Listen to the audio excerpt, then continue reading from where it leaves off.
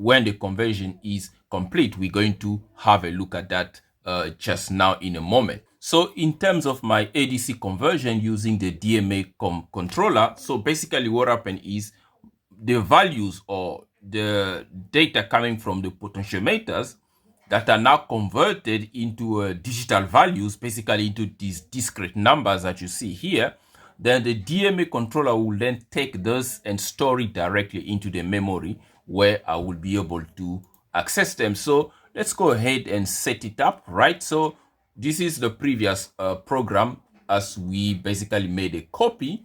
Okay, so that's the ADC interrupt conversion mode. So I've made a copy. So all the settings are still the same.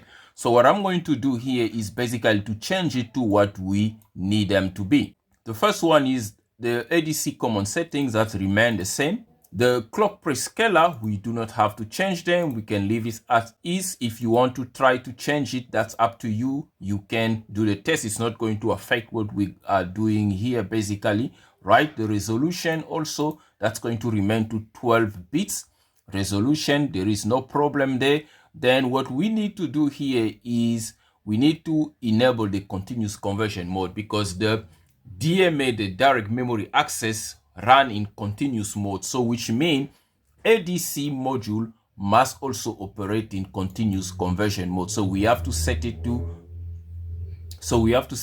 enable.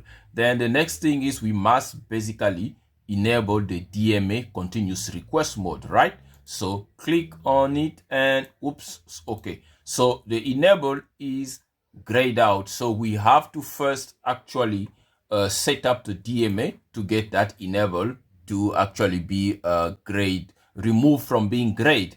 Okay, so we must add here on the DMA one. So we need to add the peripheral, because remember, the direct memory access will only operate to peripheral that you enable it to. Okay, so we need to add it, and then we need to select which type of peripheral. As you can see here, there is